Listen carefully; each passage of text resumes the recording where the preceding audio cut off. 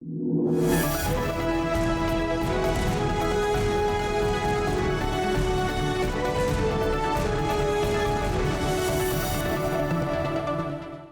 and a very warm welcome to Crypto Weekly Wrap, where we get you latest news and updates of top events from Cryptoverse that happened in the past week. I am Ruchi Sharma. नमस्कार, मैं Sandeep कसालकर। Crypto TV के इस खास show crypto weekly rap में आप सभी दर्शकों का स्वागत। आइए देखते हैं क्रिप्टो की इस दुनिया में क्या कुछ खास हुआ है। Yes, Bitcoin was set to post its best weekly gain since October last year, helped by easing liquidity concerns amid receding fears of fire sale of assets by troubled crypto lenders and miners. Bitcoin was set to end the week with 12 to 13% gains, its best gain in nearly 9 months. ETH, the second biggest cryptocurrency, was also set to end the week with over 16% gain, nearing the next resistance level of $1,281. तो यहाँ संदीप एक बड़ी खुशखबरी सारे जो crypto investors और crypto enthusiast हैं उनके लिए, जिनकी नींदें उड़ी हुई थी पिछले कुछ टाइम से, क्योंकि इतना ज़्यादा जो है मार्केट गिरी हुई थी। अब उनके लिए खुशखबरी है, उनके लिए एक सेलिब्रेशन का टाइम है कि वापस हम तेज़ी देख रहे हैं, मजबूती देख रहे हैं मार्केट में। और बिटकॉइन, जैसे कि आपने भी अभी हमने पढ़ा भी खबर में कि 9 महीनों के बाद, पिछले साल अक्टूबर के बाद, अब जाकर उसने वीकली गेन में 12 to 13% का जो हाइक देखा है। और इसके पीछे अगर बात करें इथेरियम की, तो इथेरियम की जो नेटिव करेंसी है उसने अपने एक टेस्टनेट सेपेलिया के बाद जल्दी गति पकड़ ली थी। Yes. और सफलतापूर्वक अपने मर्ज को अंजाम भी दिया था और प्रूफ ऑफ स्टेक पर स्विच कर दिया था। यस, अब प्रूफ ऑफ स्टेक पर वो जा रहे हैं, जो कि I think is the next way forward for all the chains. तो इसमें कहीं ना कहीं छोटी मोटी जो गुड न्यूज़ थी पिछले हफ्ते, उसका भी योगदान है। जैसे कि सेल्सियस ने अपना $440 मिलियन का जो लोन था वो रीपे कर दिया मेकरडाउ में। तो इस तरह की खबरों ने अब जो है मार्केट को थोड़ा सा पुश अप दिया है, जो आई थिंक हर किसी के लिए एक अच्छी खबर है। तो बढ़ते अगली खबर की ओर।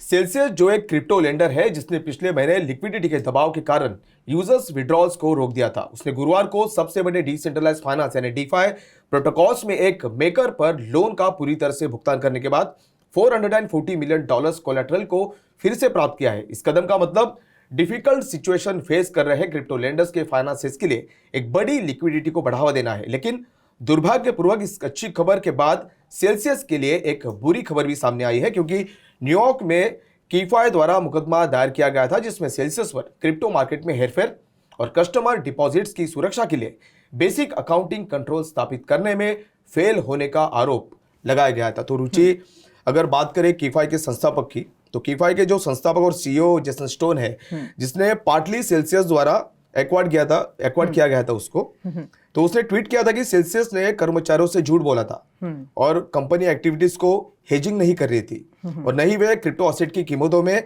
उतार चढ़ाव से वो उसे बचाव कर रहे थे जी। तो साथ ही सेल्सियस पर यह भी आरोप लगाया गया कि स्टोन के ऑनबोर्ड पर आने से पहले कोई ऑर्गेनाइज स्टेटमेंट स्ट्रेटेजी भी नहीं थी जी। तो ये सब प्रॉब्लम उसकी वजह से ये सब प्रॉब्लम कीफाई के साथ हुआ। आई थिंक शायद यही वजह है कि सेल्सियस अभी काफी बुरी स्थिति में भी है। यस जी, चलिए बढ़ते हैं अगली खबर की तरफ।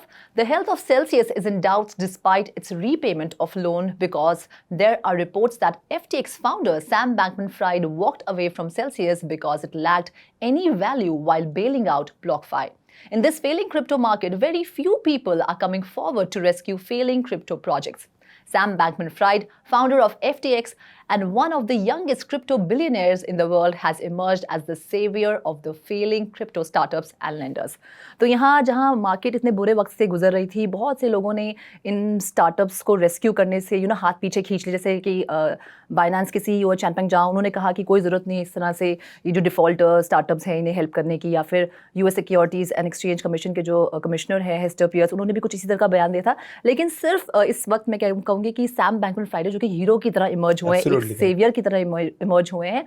और इसका कहीं ना कहीं वजह ये भी है क्योंकि वो उनका जो बैकग्राउंड है वो ट्रेडिंग का रहा है। एक बहुत ही अच्छा किस्सा मैं आपको बताती हूँ कि उन्होंने जो अपने पहले $1 मिलियन जुटाए, वो किस तरह से जुटाए। उन्होंने यूएस में $10,000 पर बिटकॉइन खरीदे और जापान में $11,000 पर उन्होंने बिटकॉइन बेचे इन द सेम डे। कुछ इस तरह से उन्होंने पैसे कमाए। एक बहुत ही कोल्ड ब्लडेड ट्रेडर वो है और कहते हैं कि इंसाइसिव इमोशनलेस बिजनेस डिसीजंस जो वो है या फिर एक्यूमेन वो यूज़ करते हैं। और जो भी सारे ट्रबल्ड स्टार्टअप्स हैं जो या projects लेंडर्स हैं। हैं उन्हें हेल्प करते हैं, उनको रेस्क्यू करते हैं। और अभी उन्होंने कहा कि अभी भी उनके पास कुछ चंद बिलियंस हैं जिनसे वो इस हाँ, मैं तरह के वही अभी बताने जी जा रहा था। जो सैम बैंकमैन-फ्राइड ने हाल ही में कहा था कि उनके पास जो ट्रबल प्रोजेक्ट जो है, जो प्रॉब्लम से गुजर रहे हैं, उनके लिए वो उनके पास जो बिलियंस रुपीस है वो तैयार है और वो एक्विजिशन करने के लिए भी तैयार है। एक्चुअली तो ग्रेट, ये बहुत अच्छा बहुत ही काम। पॉजिटिव मूव है उनकी तरफ से। तो बढ़ते अगली खबर की ओर। क्रिप्टो मार्केट के हालिया वोलेटाइल डाउन टर्न के कारण अब स्टेबल कॉइन लॉन्च करने की दौड़ दिखाई दे रही है, क्योंकि स्टेबल कॉइन्स उन इन्वेस्टर्स को बहुत आवश्यक सॉलिडिटी प्रदान करती है जो इस क्षेत्र में निवेश करना चाहते हैं, जबकि वो वोलेटाइल क्रिप्टो करेंसी के रिस्क से भी दूर रहते हैं। मीम क्रिप्टो करेंसी के डेवलपर शिबा इनू ने शिबा इनू इकोसिस्टम को SHI नामक एक डिसेंट्रलाइज्ड स्टेबल कॉइन के साथ एक्सपांड करने की योजना बनाई है, जो अन्य मूनशॉट्स या टेरा लूना में पाए जाने वाले इश्यूज से बच जाएगा। टीम 2022 में बाद में SHI लॉन्च करने की तैयारी में है। ट्रीट, जो शिब मेटावर्स का अपकमिंग रिवॉर्ड टोकन है, वो शिबा कलेक्टिव कार्ड गेम से जुड़ा होगा।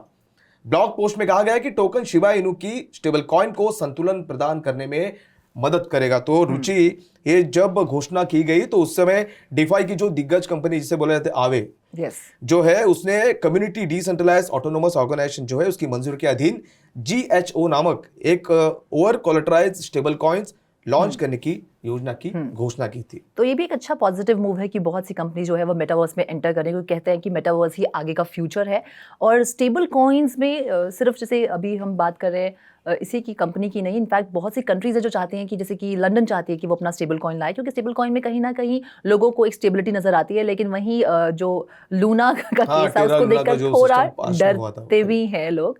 चलिए देखते हैं किस तरफ जाएगा ये पूरी खबर और acquiring starting of stable coins. आगे बढ़ते हैं अगली खबर की तरफ। Crypto lender Voyager Digital Holdings filed for bankruptcy on Wednesday as its exposure to beleaguered hedge fund Three Arrows Capital devastated its finances. The lender filed for Chapter 11 bankruptcy in the Southern District of New York, according to a court filing. The firm's estimated assets are over $1 billion and it has more than 100,000 creditors. तो यहाँ Voyager digital ने जो है वो file कर दिया है for chapter 11 bankruptcy, जिसमें होता ये है कि आप अपने प्लान्स को रीऑर्गेनाइज करते हैं, you work as a firm, पर साथ साथ आप over the period of time अपने क्रेडिटर्स को जो है वो पे बैक करते हैं। यहाँ वॉयजर डिजिटल के पास, क्योंकि उन्होंने जो उनका हेज फंड था थ्री एरोज कैपिटल के साथ, उसकी वजह से बहुत ज़्यादा वो परेशानियों में आ गए हैं और उनके ऊपर $1 बिलियन का जो है क्रेडिट है, वो भी 1 from 100,000 क्रेडिटर्स, यानी ऑलमोस्ट 1 लाख क्रेडिटर्स हैं उनके हैं।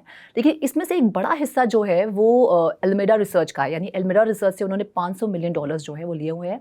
अब प्रॉब्लम ये होती है कि क्योंकि हम सब जानते हैं एल्मेडा रिसर्च जो है उसके founder it is founded by Sam Bankman-fried, और इस पूरे केस की वजह से जो एल्मेडा रिसर्च के फाइनेंसेस है उस पर बहुत ज़्यादा प्रेशर आ रहा है। तो अब लोग यही देख रहे हैं कि इससे क्या होगा, एक रिपलिंग इफेक्ट होगा, क्योंकि हर कोई जो है कहीं ना कहीं जो छोटे छोटे, जैसे कि हमने अगली खबर में बताया था कि छोटे छोटे जो भी स्टार्टअप्स हैं वो सैम बैंकमैन-फ्राइड की तरफ ही देखते हैं कि वो उन्हें हेल्प करेंगे, फंड्स देंगे।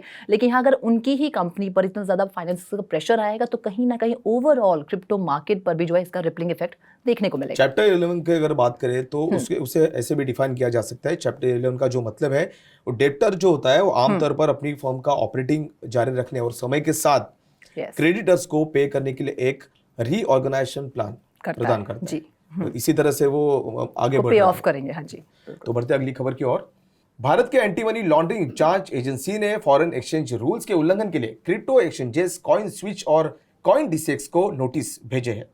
एक्सचेंजेस को फॉरेन एक्सचेंज मैनेजमेंट एक्ट के चल रहे मामले के संबंध में डॉक्यूमेंट्स जमा करने के लिए कहा गया है। नोटिस जारी करने की पुष्टि कॉइन डिसेक्स और कॉइन स्विच ने कहते हुए की कि उन्होंने ईडी को रिलेवेंट डॉक्यूमेंट्स जमा कर दिए हैं। कॉइन डिसेक्स ने एक बयान में कहा कि उन्होंने विभाग की संतुष्टि के लिए सभी आवश्यक जानकारी शेयर की है और हमारी ओर से कोई भी कार्रवाई पेंडिंग नहीं है। ऐसा लगता है कि 30% और 1% TDS के बैंक टैक्सी की वजह से जो घोषणा के बाद से इंडियन क्रिप्टो एक्सचेंजेस एक ब्रेक नहीं पकड़ सकते। तो रुचि, अभी इंडियन क्रिप्टो एक्सचेंजेस की बात हम कर रहे हैं, तो इंडियन क्रिप्टो एक्सचेंजेस बड़े पैमाने पर लिक्विडिटी की कमी का सामना कर रहे हैं। तो जनवरी के बाद से उसे जब भी देखा गया तो जनवरी के बाद से ट्रेडिंग वॉल्यूम में लगभग 80% वो कम हो गया था। बिल्कुल। उसके बाद वजीरेक्स, कॉइन डिसेक्स, बिट BNS और जेप पे जैसे एक्सचेंजेस में ट्रेडिंग वॉल्यूम में है वो 80%, 40%, 3% और 65% की कमी देखी गई। एक्चुअली टैक्सेस लगने के बाद से हमने ये बहुत ज़्यादा गिरती हुई जो है ट्रेडिंग वॉल्यूम तो हमने देखी, और जब से 1% TDS भी लागू हो गया हाँ। फ्रॉम 1 जुलाई, तो सिचुएशन और ज़्यादा वर्स हो रही है। तो ये कहीं ना कहीं एक संकेत है, या फिर कहूँ गवर्नमेंट को थोड़ी सी राहत देनी चाहिए, इस Correct. तरफ, इस डायरेक्शन में थोड़ा सोचना चाहिए, थोड़ा सा नरमी बरतनी चाहिए। चलिए बढ़ते हैं अगली खबर की तरफ। An anonymous hacker has offered to sell the stolen personal data of over 1 billion Chinese citizens for 10 Bitcoin, roughly $200,000. तो यहाँ एक हैकर है जिसने 1 बिलियन चाइनीज सिटीजन्स का जो है पर्सनल डेटा स्टोल किया, और उसको आगे वो ऑफर कर रहा था फॉर 10 बिटकॉइंस फॉर $200,000। तो कहा यह जा रहा है कि कहीं ना कहीं इस हैकर को एक्सेस मिल गया ऑफ चाइनीज शंघाई पुलिस का जो डेटाबेस है उसका, जो कि जिसमें से उसने ऑलमोस्ट 26 टेराबाइट्स का डेटा जो है वो चुराया।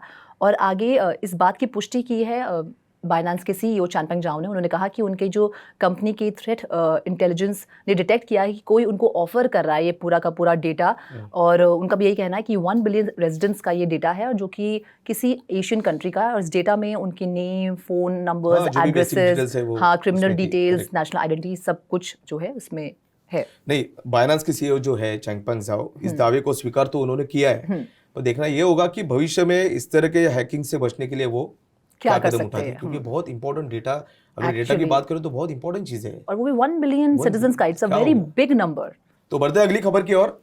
2 जुलाई को Solana based liquidity protocol Kramer finance का फायदा उठाने वाले हैकर ने अधिकांश फंड्स वापस कर दिया है, लेकिन व्हाइट हैट बाउंटी के रूप में $1.6 मिलियन रखने की अनुमति दी गई। बाउंटी 45,455 सोलाना यानी SOL शुरू में खोए हुए $9.6 मिलियन क्रेमा के एक जेनरस 16.7% के लायक है, जिसने प्रोटोकॉल को सेवाओं को निलंबित करने के लिए मजबूर किया। जैसे ही क्रेमा की टीम ने अपराधी की गुप्त पहचान की जांच शुरू की, उसने घोषणा की कि वे हैकर के साथ बातचीत कर रहे थे। 6 जुलाई को हैकर ने 6064 इथर और 23,967 SOL लौटाया, जिसकी कीमत लगभग $8 मिलियन थी। तो रुचि, क्रेमा की टीम ने सौदा होने से पहले 5 जुलाई को घोषणा की थी कि उसने ऑडिटिंग के लिए एक नया कोड सबमिट किया है, ताकि ये सुनिश्चित हो सके कि वो एक्सप्लॉइट फिर से ना हो। तो आई थिंक या तो सॉफ्टवेयर को, टेक्नोलॉजी को और ज़्यादा एडवांस करना पड़ेगा, या फिर अब कंपनीज को भी हैकर्स के अंदाज में सोचना पड़ेगा कि कहाँ कोई लूप होल्स हो सकते हैं, और किस तरह से उनके जो सिस्टम में है ना वो एंटर किया जा सकता है, क्या क्या लूप होल्स हैं, उनको आइडेंटिफाई करना आई थिंक बहुत ज़रूरी है, वरना इस तरह की जो हैकिंग की खबरें हैं वो खत्म नहीं होने वाली हैं। चलिए बढ़ते हैं अगली खबर की तरफ। चिंगारी, a short video sharing platform, saw its native token plunge by over 84% amid talks of hacking. According to initial speculations, hackers dumped 30 million coins on Qcoin, which caused the price of the token to plummet. तो यहाँ जब 84% price जो गिरा चिंगारी का, जो कि चिंगारी का नेटिव टोकन है, तो ये स्पेकुलेशन की जा रही थी कि ये हैकिंग की वजह से हुआ है, क्योंकि किसी हैकर ने 30 मिलियन जो है कॉइन्स वो डंप कर दिए ऑन Qcoin। लेकिन वहीं अगर चिंगारी की टीम की बात करें तो वो कहते हैं कि नहीं, ये हैकिंग की वजह से नहीं हुआ, ये लैक ऑफ लिक्विडिटी की वजह से हुआ है। और जब इंटरनेशनल फाइंडिंग्स के मुताबिक किसी लार्ज टोकन होल्डर ने 2 मिलियन वर्थ जो है गाड़ी टोकन वो है बेच दिए, और जिसकी वजह से बहुत ज़्यादा जो है इसका प्राइस गाड़ी का वो गिर गया और $0.14 पर आ गया। जिसके बाद जो मार्केट मेकर्स हैं उन्होंने भी इसको सपोर्ट नहीं किया, लिक्विडिटी प्रोवाइड नहीं की, और Qcoin पर भी बहुत सारे अकाउंट्स जो है वो लिक्विडेट हो गए, तो और ज़्यादा प्राइस गिरकर 3% पर आ गया। और फिलहाल जो सलमान खान का बैक्ड ये गाड़ी टोकन है फिलहाल $0.13 पर ट्रेड कर रहा है। तो जैसे कि हम सब जानते हैं कि हाल ही में जो गैरी नेटवर्क ने जो गैरी माइनिंग प्रोग्राम शुरू करने की घोषणा की थी, माइनिंग प्रोग्राम शुरू करने की जो घोषणा की थी, जिसका उद्देश्य क्या था कि व्यूअर्स और क्रिएटर्स को प्लेटफॉर्म पर शामिल करना था जी। अगर इस तरह की रूमर्स होती है तो ये बहुत बड़ा टेंशन भी हो सकता है जी, क्योंकि हाँ, ये एक शॉर्ट वीडियो प्लेटफॉर्म भी है, और साथ ही कहीं ना कहीं अपने टोकन को भी आई थिंक उसके जरिए थोड़ी सी मजबूती लाने की कोशिश करते हैं। लेकिन 84% किसी कॉइन का गिर जाना तो I think close to death. तो आज के इस वीकली रैप में बस इतना ही। अगली बार फिर मिलते हैं क्रिप्टो वर्ल्ड की बिल्कुल नई खबरों के साथ। तब तक के लिए मैं Sandeep Kasalkar and this is Ruchi Sharma signing off. Do like, share and subscribe to crypto TV. Have a great weekend.